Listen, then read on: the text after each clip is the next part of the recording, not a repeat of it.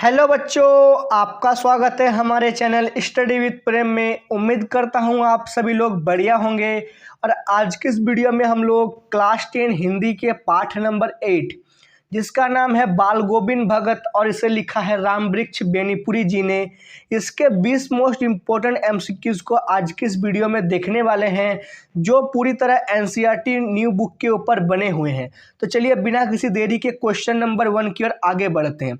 और अगर आपको किसी भी क्वेश्चन के बारे में अगर कोई डाउट है तो आप जो है कमेंट सेक्शन में पूछ सकते हैं, ठीक है। तो क्वेश्चन नंबर 1 है हम लोग का, लेखक बाल गोविंद भगत के किस गुण पर मुग्ध थे। तो लेखक जो है हमारे रामवृक्ष बेनीपुरी, वो बाल गोविंद भक्त के किस गुण पर मुग्ध थे, तो वो जो है उनके मधुर संगीत गायन पर जो है मुग्ध थे, ठीक है। तो एक का सही आंसर लिखिएगा ऑप्शन नंबर सी। तो क्वेश्चन नंबर जो है 2 है, बाल गोविंद भगत की मृत्यु का क्या कारण था। तो किस कारण से जो है बाल गोविंद भगत की मृत्यु हुई थी, तो इसका सबसे बड़ा कारण था बीमारी। किस चीज से, बीमारी से जो है उनकी मृत्यु हुई थी। तो 2 का सही आंसर होगा ऑप्शन नंबर बी। तो क्वेश्चन नंबर 3 है, भादों की रात कैसी होती है। तो आपको बताना है भादों की जो रातें होती है वो कैसी होती है। तो पहला ऑप्शन है चांदनी, दूसरा ऑप्शन है अंधेरी, तीसरा ऑप्शन है सुस्त और चौथा ऑप्शन है उजली। तो भादों की रातें जो है इस कहानी में उसका वर्णन किया गया है। भादों की रातें पूरी तरह अंधेरी होती है। कैसी होती है? अंधेरी। तो 3 का सही आंसर होगा ऑप्शन नंबर बी। तो क्वेश्चन नंबर 4 है, बेटे की मृत्यु के पश्चात बाल गोविंद भगत की आखिरी दलील क्या थी। देखिए, जब बाल गोविंद भगत का बेटा मर गया था तो बाल गोविंद भगत की आखिरी दलील क्या थी। तो पहला ऑप्शन था पुतहु का पुनर्विवाह कराना, दूसरा ऑप्शन है पुतहु को शिक्षा दिलाना, तीसरा ऑप्शन है पुतहु को घर से निकालना और चौथा ऑप्शन है पुतहु से घृणा करें। देखिए, पतहु का अर्थ होता है बेटे की बहू। क्या? बेटे की बहू को जो है पतोहू कहा जाता है। और 4 का सही आंसर होगा ऑप्शन नंबर ए। बाल गोविंद भगत चाहते थे कि उनकी बेटे की मृत्यु जब हो गई थी उसके बाद जो है उनकी पतोहू का जो है फिर से विवाह कराया जाए, ठीक है। तो 4 का सही आंसर क्या लिखिएगा? Option number A. तो क्वेश्चन नंबर 5 है, बाल गोविंद भगत आत्मा और परमात्मा के बीच कौन सा संबंध मानते हैं। तो बाल गोविंद भगत जी जो है वो आत्मा और परमात्मा के बीच में कौन सा संबंध मानते हैं। तो इसका सही आंसर होगा प्रेम प्रेमिका। वो आत्मा और परमात्मा के बीच जो है प्रेम प्रेमिका का संबंध मानते हैं, ठीक है। तो 5 का सही आंसर क्या लिखिएगा? Option number B. तो क्वेश्चन नंबर 6 है, क्वेश्चन नंबर 6 है हम लोग के यहाँ पर, बाल गोविंद भगत की आयु कितनी थी। तो इस कहानी में जो है बाल गोविंद भगत जी हैं उनकी आयु कितनी थी। तो पहला ऑप्शन है 60 वर्ष से अधिक, दूसरा ऑप्शन है 70 वर्ष से अधिक, तीसरा ऑप्शन है 80 वर्ष से अधिक और चौथा ऑप्शन है 90 वर्ष से अधिक। और अगर आप माने तो ये क्वेश्चन जो है ना मोस्ट इंपोर्टेंट क्वेश्चन है, बहुत बार पूछा जा चुका है, ठीक है। तो 6 का सही आंसर होगा 60 वर्ष से अधिक। इस कहानी में जो है बाल गोविंद भगत की उम्र 60 वर्ष से अधिक बताई गई है, ठीक है। तो 6 का सही आंसर क्या लिखिएगा? Option number A. तो क्वेश्चन नंबर 7 है, बाल गोविंद की टोपी कैसी थी। तो बाल गोविंद जो जी है वो टोपी पहना करते थे और उनकी टोपियां कैसी होती थी। तो पहला ऑप्शन है यहाँ पर सूरदास जैसी, दूसरा ऑप्शन है जैन मुनियों जैसी, तीसरा ऑप्शन है कबीर पंथियों जैसी और चौथा ऑप्शन है गांधी की टोपी जैसी। तो बाल गोविंद भगत जी जो टोपी पहना करते थे वो कबीर पंथी जैसे टोपी करते थे। कौन सी? कबीर पंथियों जैसी, ठीक है। तो 7 का सही आंसर होगा ऑप्शन नंबर सी। क्या होगा? ऑप्शन नंबर सी, कबीर पंथियों जैसी। तो क्वेश्चन नंबर 8 है, बेटे के मरने पर भगत जी क्या कर रहे थे। देखिए, जब उनका बेटा मरा था बाल गोविंद भगत जी का, तब बाल गोविंद भगत जी क्या कर रहे थे। तब वो जो है गाना गा रहे थे या हंस रहे थे, गा रहे थे, या इनमें से कोई नहीं। देखिए, जब उनका बेटा मरा था तब वो जो है बड़ी ही मधुर तरीके से गाना गा रहे थे। क्या कर रहे थे? गाना गा रहे थे। तो 8 का सही आंसर क्या होगा? ऑप्शन नंबर सी, गा रहे थे। तो क्वेश्चन नंबर 9 है, बाल गोविंद भगत किनके आदर्शों पर चलते थे। तो मोस्ट इंपोर्टेंट क्वेश्चन ये भी है। तो बाल गोविंद भगत जो है किनके आदर्शों पर चलते थे। तो पहला ऑप्शन है सूरदास, दूसरा ऑप्शन है तुलसीदास, तीसरा ऑप्शन है कबीरदास और चौथा ऑप्शन है मीराबाई। तो बाल गोविंद भगत जो है वो कबीरदासों के आदर्श पर चलते थे। किसके आदर्शों पर? कबीरदासों के, ठीक है। तो 9 का सही आंसर लिखिएगा क्या? ऑप्शन नंबर सी, कबीरदासों के, मतलब कबीरदास के, ठीक है। कबीरदासों मत लिखिएगा।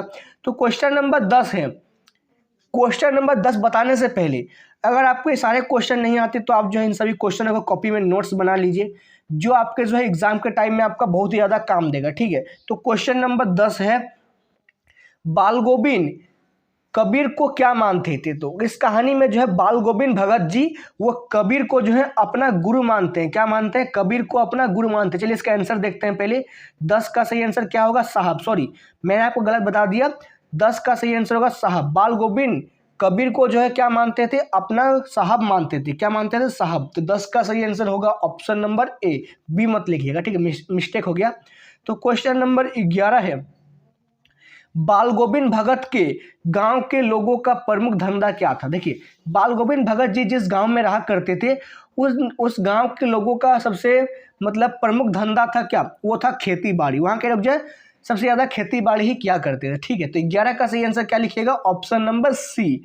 तो क्वेश्चन नंबर 12 है, बाल गोविंद भगत अपनी फसल को पहले कहाँ ले जाते थे? तो बाल गोविंद भगत जी जो है अपने फसल को सबसे पहले कहाँ ले जाते थे? तो पहला ऑप्शन है मंदिर में, दूसरा ऑप्शन है गुरुद्वारे में, तीसरा ऑप्शन है मस्जिद में और चौथा ऑप्शन है कबीर पंथी मठ में। तो बाल गोविंद भगत जी कबीर के इतने बड़े मतलब भक्त थे, तो वो जो है पहले जो अनाज होता था उसको जो है कबीर पंथी मठ में चलाते थे। कहाँ चलाते थे? कबीर पंथी मठ में। तो 12 का सही आंसर क्या लिखिएगा? ऑप्शन नंबर डी, कबीर पंथी मठ में। तो क्वेश्चन नंबर जो है 13 है, भगत जी के बेटे की क्रिया कर्म किसने किया? तो भगत जी के बेटे की जो है क्रियाक्रम किसने किया था? तो इसका सही आंसर होगा ऑप्शन नंबर ए, उसकी बहू ने। भगत जी ने जो है अपनी बहू से अपने बेटे के सारे क्रियाक्रमों को कराया था। ठीक है, जो तभी के समय में एक बहुत ही मतलब गजब की बात थी। तो 13 का सही आंसर होगा ऑप्शन नंबर ए, बहू ने। तो क्वेश्चन नंबर 14 है, बाल गोविंद भगत खेत में क्या करते थे? तो बाल गोविंद भगत जी जो है खेत में क्या करते थे भाई? अब चलिए देखते हैं ऑप्शन इसका। केवल गीत गाता था, दूसरा ऑप्शन है खेत में मेड़ पर बैठते थे, तीसरा ऑप्शन है धान के पौधे लगाते थे और चौथा ऑप्शन है केवल उपदेश देते थे। तो बाल गोविंद भगत जी जो है खेत पर क्या करते थे? तो धान के पौधे लगाते थे। क्या करते थे? धान के पौधे को मतलब जो है वो एक एक करके मिट्टी पर लगाते जाते थे। ठीक है, लाइन बाय लाइन। तो 14 का सही आंसर क्या होगा? Option number C. तो क्वेश्चन नंबर 15 है, बाल गोविंद भगत के गीतों में उनका स्वभाव व्यक्त होता है। तो बाल गोविंद भगत के जो है गीतों में उनका स्वभाव कैसा व्यक्त होता है? तो वो जो है ईश्वर के अंदर श्रृंगार का भाव, विरह का भाव, ईश्वर भक्ति का भाव या वैराग्य का भाव। चलिए 15 का आंसर देखते हैं। 15 का आंसर हो जाएगा आपका ऑप्शन नंबर सी। क्या होगा? ईश्वर भक्ति का भाव। बाल गोविंद भगत के जीवन से जो है हम लोगों को और उनके गीतों से ईश्वर भक्ति का भाव हम लोगों को पूरी तरह प्रकट होता है। ठीक है, तो 15 का सही आंसर हो जाएगा ऑप्शन नंबर सी। तो क्वेश्चन नंबर जो है 16 है। 16 है क्वेश्चन नंबर, कार्तिक मास आने पर बाल गोविंद भगत क्या करने लगते थे? देखिए, जब कार्तिक मास आता था तब बाल गोविंद भगत जी जो है प्रभात फेरी शुरू करने लगते। क्या करते थे? प्रभात फेरी शुरू करने लगते। और कब से कब तक करते थे? तो इसका याद रखिएगा, बता देता हूँ। कार्तिक मास से लेकर फागुन मास के बीच। कब तक? कब से कब तक? कार्तिक से लेकर फागुन तक। ठीक है, तो 16 का सही आंसर क्या लिखिएगा इस क्वेश्चन में? तो ऑप्शन नंबर ए, प्रभात फेरी शुरू करते थे। तो क्वेश्चन नंबर 17 है, बाल गोविंद भगत के संगीत को लेखक ने क्या कहा है? तो इस कहानी में जो है बाल गोविंद भगत के संगीत को बेनीपुरी जी ने क्या कहा है? तो उनको जो है वो बीन कहा है या लहर कहा है, उपदेश कहा है, जादू कहा है? तो बाल गोविंद भगत के संगीत को जो है जादू कहा गया है। क्या कहा गया है? जो ऐसा जादू जो लोगों के दिलों पर वार करता है, मतलब ऐसा जादू जो लोगों के दिलों को आसानी से जीत लेता है और उसको सुनने के बाद कोई भी जो है उनके सुरों पर नाचने लगता है। ठीक है, तो 17 का सही आंसर होगा ऑप्शन नंबर डी, जादू। तो क्वेश्चन नंबर जो है 18 है, गर्मियों में बाल गोविंद अपने आंगन पर देखिए, गर्मियों में बाल गोविंद अपने आंगन में किस पर बैठते थे? तो बाल गोविंद जी जो है अपने आंगन पर किस चीज पर बैठा करते थे? तो पहला ऑप्शन है कुर्सी पर, दूसरा ऑप्शन है खटिया पर, तीसरा ऑप्शन है आसन जमाकर, चौथा ऑप्शन है घास पर। तो गर्मियों के दिनों में जो है बाल गोविंद भगत आसन जमाकर बैठा करते थे। क्या जमाकर? आसन जमाकर। तो 18 का सही आंसर लिखिएगा ऑप्शन नंबर सी। तो क्वेश्चन नंबर 19 देखते हैं। क्वेश्चन नंबर 19 है, मन तन पर हावी हो जाता से क्या आशय है? तो देखिए, कहानी के बीच में जो है मन तन पर हावी हो जाता, ये मतलब वाक्य का इस्तेमाल हुआ है। तो इसका क्या आशय है? तो इसका आशय निकल के आता है आपका, तन की सुध भूलकर मन से भक्ति के रस में डूबना। क्या होता है इसका आशय? फिर से सुनिएगा, तन की शुद्ध भूलकर मन से भक्ति की रस में डूबना, यह मन पर तन पर हावी होने का आशय है। ठीक है, तो 19 का सही आंसर होगा ऑप्शन नंबर सी। तो क्वेश्चन नंबर 20 है, लेखक ने लोही किसे कहा है? तो लेखक ने जो है लोही किसे कहा है? तो चलिए ऑप्शन देखते हैं इसका, उड़ने वाले कपड़े को, प्रातः काल की लालिमा को, तीसरा ऑप्शन है तारों भरी रात को, चलिए चौथा ऑप्शन भी इसका देखते हैं। चौथा ऑप्शन है चांदनी रात को। तो इसका सही आंसर होगा ऑप्शन नंबर बी, प्रातः काल की लालिमा को। पर देखिए प्रातः काल की लालिमा को जो है लेखक बेनीपुरी जी ने जो है लोही कहा है। तो इसका सही आंसर क्या होगा? Option number B. तो 20 का सही आंसर लिखिएगा ऑप्शन नंबर बी। और इसी के साथ आपके कुल 20 क्वेश्चन समाप्त होते हैं। उम्मीद है आपको वीडियो पसंद आया होगा। अगर ये वीडियो पसंद आए तो आप जो है इस वीडियो को लाइक कीजिए। हमारे चैनल में पहली बार आए हैं तो इस चैनल को आप लोग सब्सक्राइब कर दीजिए और इस वीडियो को अपने दोस्तों के साथ जो है भरपूर शेयर कीजिए। तो मिलते हैं आपके साथ नेक्स्ट वीडियो में। जय हिंद, जय भारत।